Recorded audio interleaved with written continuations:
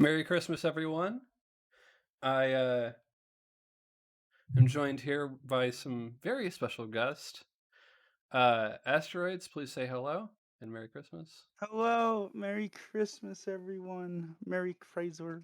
And making her stream debut on my channel, it's the very talented, very wonderful Pepper Fox. Merry Christmas, hello. Okay. Yay! This is one of her fan arts.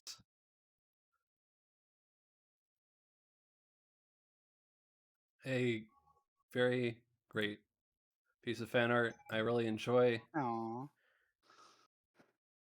all of what you do for the channel, Pepper.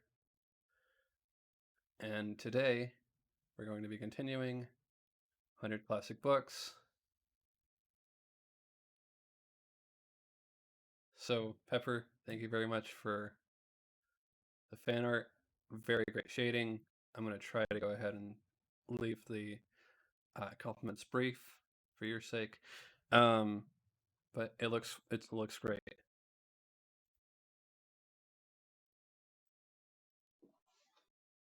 All right. Now, let us begin. Chapter 5. Chapter 5. Save 5.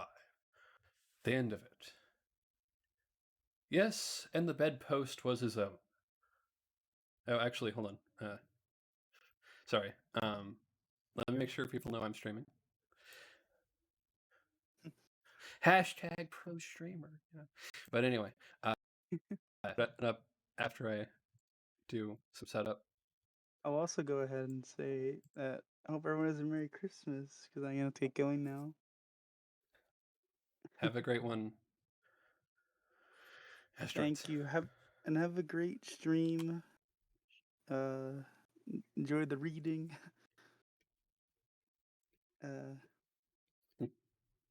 Yeah. Bye, Bye. asteroids. Bye, Pepper. Bye, Slots. Later.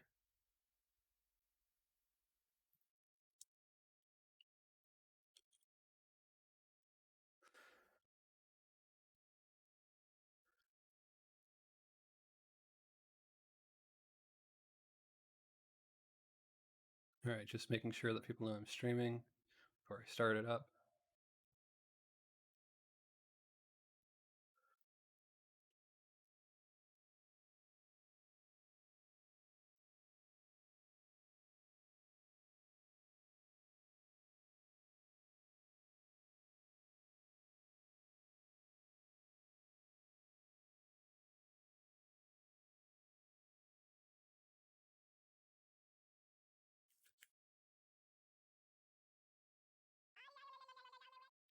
Thank you for the host, Pepper. I need to look at this You're to welcome. find out who it is. The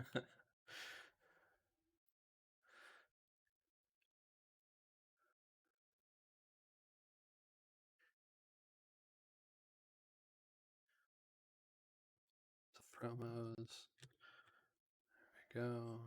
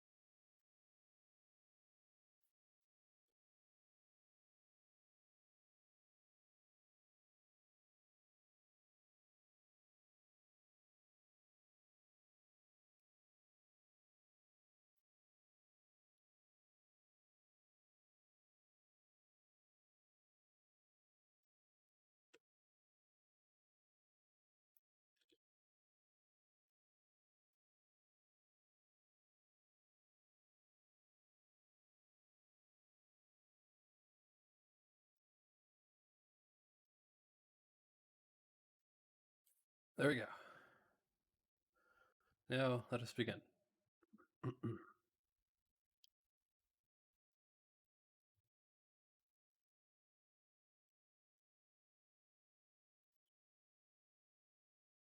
Stave 5, the end of it. Yes, and the bedpost was his own. The bedpost was his own. The room was his own, best and happiness of all. The time before him was his own, to make amends in. I will live in the past, the present, and the future, Scrooge repeated, as he scrambled out of bed. The spirits of all three shall strive within me. Oh, Jacob Marley, heaven and the Christmas time be praised for this. I say it on my knees. Oh, Jacob, on my knees. He was so flustered, so fluttered, and so glowing with his good intentions that his broken voice would scarcely answer to his call.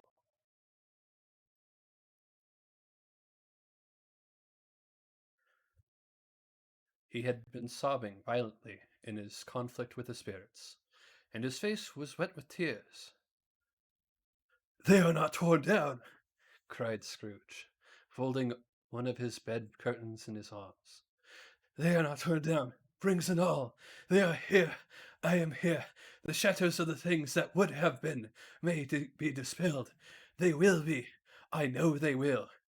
His hands were busy with his garments all this time, turning them inside out, putting them on upside down, tearing them, mislaying them, making them parties to every kind of extravagance. I don't know what to do, cried Scrooge, laughing and crying in the same breath, and making a perfect laocoon of himself with his stockings. I am as light as a feather. I am as happy as an angel. I am as merry as a schoolboy. I am as giddy as a drunken man. A Merry Christmas to everybody. A happy New Year to all the world. Hello there. Hello. He had frisked into the sitting room and was now standing there perfectly winded. There's the saucepan that the gruel was in, cried Scrooge, starting off again and going round the fireplace. There's the door by which the ghost of Jacob Marley entered. There's the corner where the ghost of Christmas Present sat. There's the window where I saw the wandering spirits. It's all happened. It's all true. It's all happened. Ha ha ha ha! Really, for a man who had been out of practice for so many years, it was a splendid laugh, a most illustrious laugh, the father of a long, long line of brilliant laughs. I don't know what day of the month it is, said Scrooge. I don't know how long I've been among the spirits.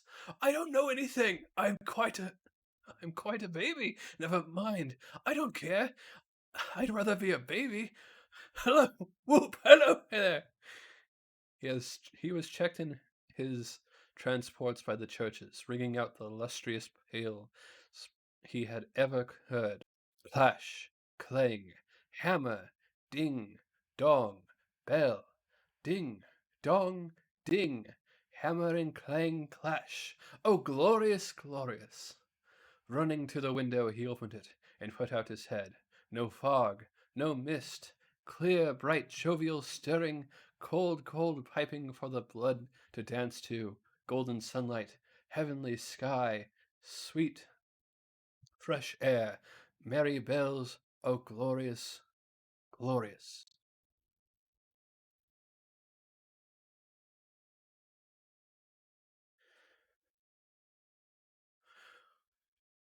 What's today?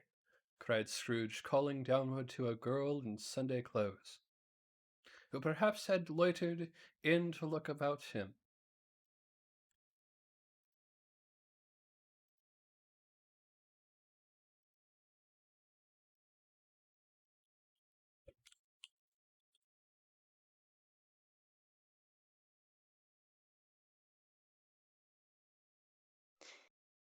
I don't know how to say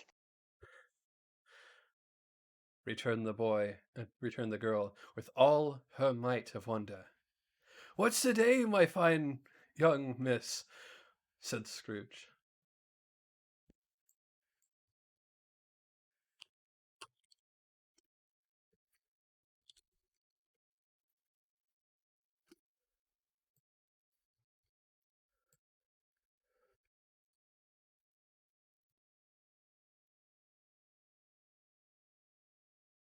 Today. Why, Christmas Day. It's Christmas Day?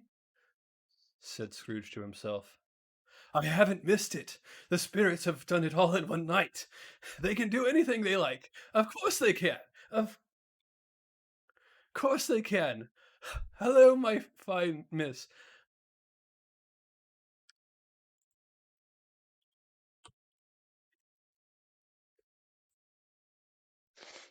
Hello. Returned the girl. Do you know the Poulters in the next street, but one at the corner? Scrooge inquired.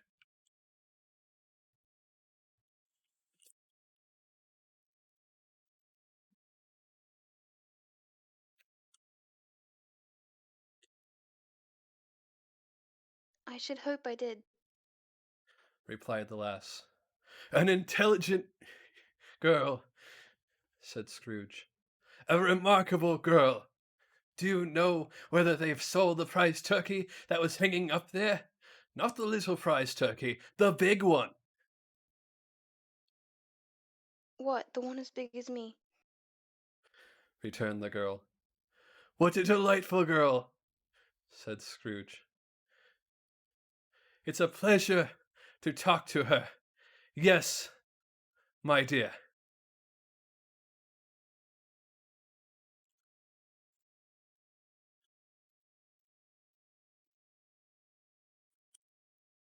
It's hanging there now. Replied the girl. Is it? Said Scrooge. Go and buy it, Walker. exclaimed the girl. No, no, said Scrooge. I am in earnest. Go and buy it. Tell him to bring it here, that I may give the direction where to take it. Come back with the man, and I'll give you a shilling. Come back with him in less than 5 minutes, and I'll give you half a crown. The girl was off with it like a shot.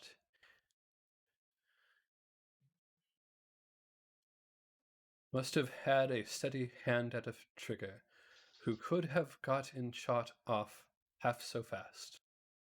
I'll send it to Bob Cratchit's. I'll send it to Bob Cratchit's, whispered Scrooge, rubbing his hands and splitting with a laugh. He shan't know who sent it. It's twice the size of Tiny Tim. Joe Miller never made such a joke as sending it to Bob's will be. The hand in which he wrote the address was not a steady one, but write it he did, somehow, and went downstairs to open the street door. Ready for the coming of the Poulter's men, as he stood there, waiting his arrival, the knocker caught his eye. I shall love it as long as I live, cried Scrooge, patting it with his hand. I scarcely ever look at it before. What an honest expression it has in its face. It's a wonderful knocker. Here's the turkey. Hello. How are you? Merry Christmas. It was a turkey. He never could have stood upon his legs, that bird. He would have snapped him short of in a minute like sticks of sealing wax. Why, it's impossible to carry that to Camden Town, said Scrooge. You must have a cab.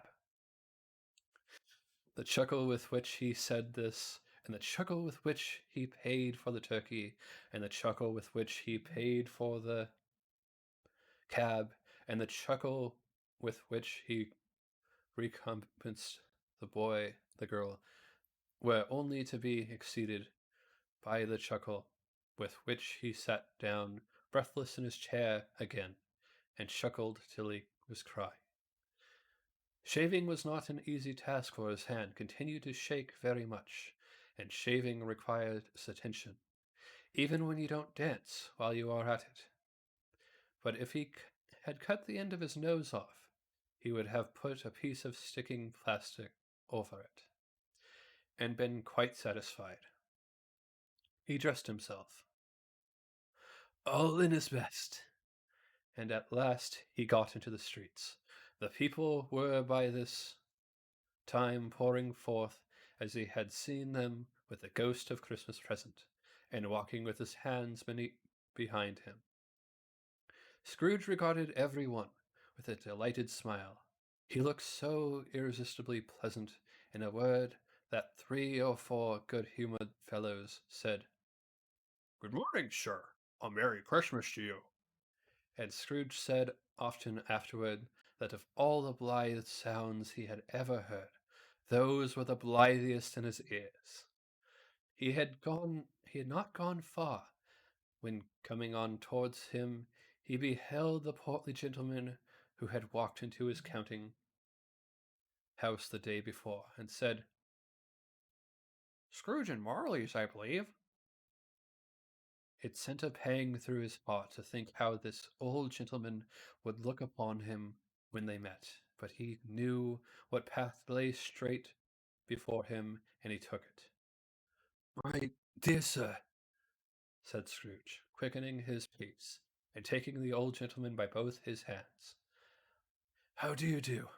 I hope you succeeded yesterday. It was very kind of you.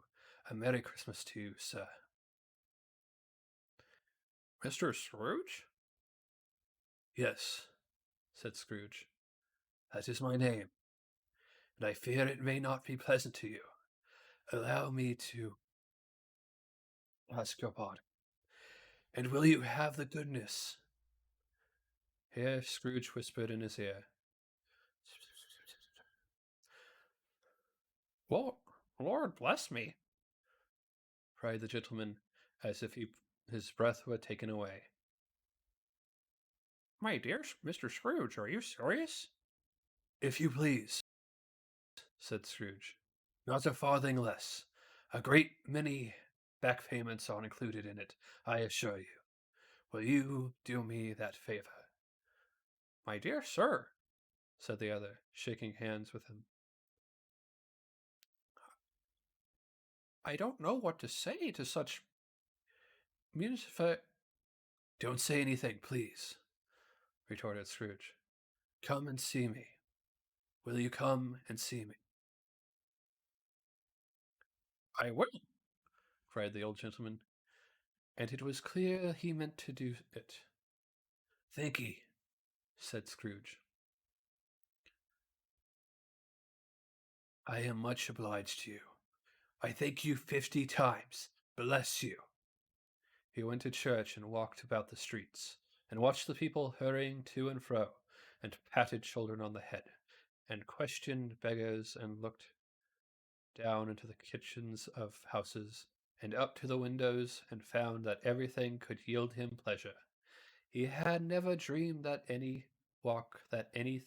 could give him so much happiness. In the afternoon, he turned his steps towards his nephew's house.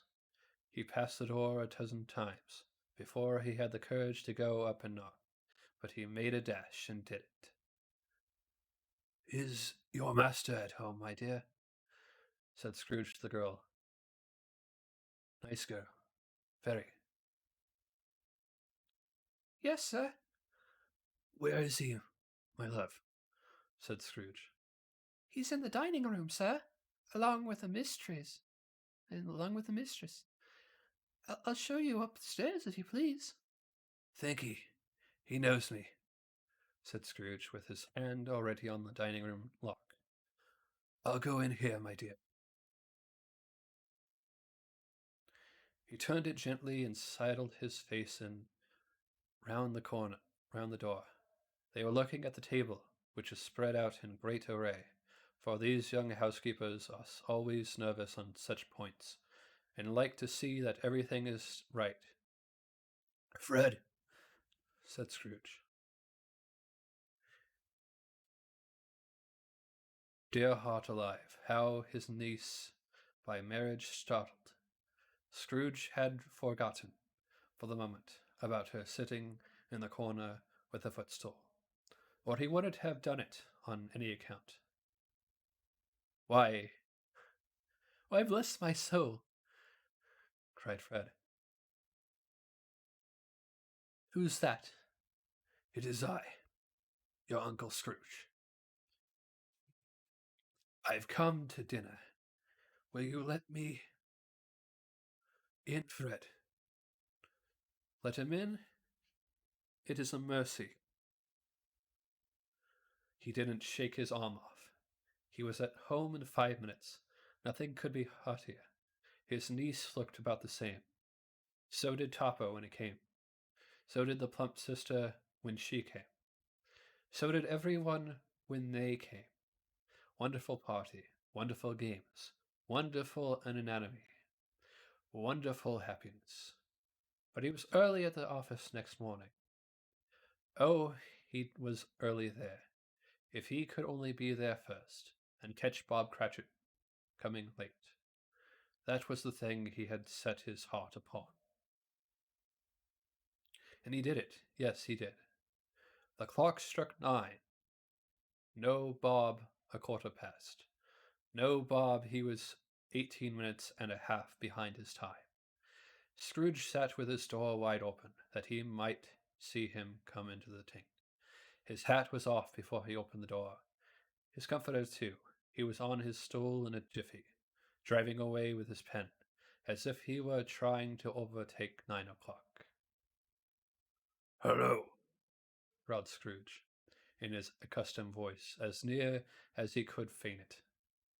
What do you mean by coming here at this time of day? I am very sorry, sir, said Bob. I am behind my time. You are, repeated Scrooge. Yes. Yes, I think you are. Step this way, sir, if you please. It's only once a year, sir, pleaded Bob, appearing from the tank. It shall not be repeated. I was making rather merry yesterday, sir. Now, I'll tell you what, my friend, said Scrooge. I am not going to stand this sort of thing any longer, and therefore, he continued, leaping from his stool and giving Bob such a dig in the waistcoat that he staggered back into the tank again. And therefore, I am about to raise your salary. Bob trembled and got a little nearer to the ruler. He was a momentary idea of knocking Scrooge down with it, holding him and calling to the people in the court for help in a straight waistcoat. Merry Christmas, Bob, said Scrooge with an earnest that could not be mistaken as he clapped him on the back. A merrier Christmas, Bob, my good fellow, than I have given you for many a year. I'll raise your salary and endeavor to assist your struggling family, and we will discuss your affairs this very afternoon over a Christmas bowl of smoking bishop. Bob, make up the fires and buy another coarse caudle before you dot another I. Bob Cratchit. Scrooge was better than his word. He did it all, and infinitely more, and to Tiny Tim, who did not die, he was his second father. He became as good a friend, as good a master, and as good a man as the good old city knew, or any other good old city, town, or borough in the good old world. Some people laughed to see the alteration in him, but he let them laugh, and little heeded them, for he was wise enough to know that nothing ever happened on this globe for good, at which some people did not have their fill in laughter in the outset, and knowing that such as these would be blind anyway, he thought it quite as well that they should wrinkle up their eyes and grins, as have the milady, in less attractive forms. His own heart laughed, and that was quite enough for him. He had no further intercourse with spirits, but lived upon the total abstinence principle. Ever afterwards, and it was always said of him that he knew how to keep Christmas well. If any man alive possess the knowledge, may that be truly said of us, and all of us. And so, as Tiny Tim observed, Pepper, you want to say this with me?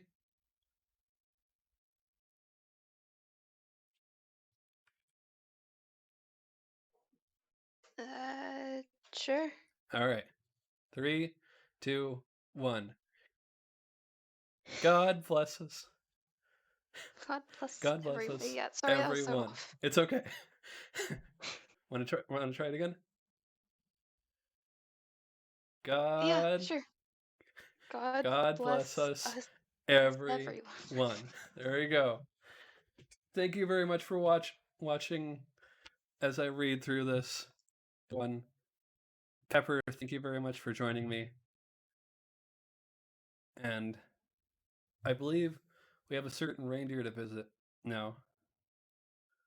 So I'm going to go ahead and end stream here, but I shall go ahead and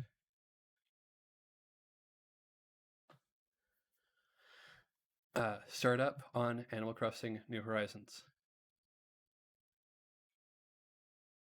So ending stream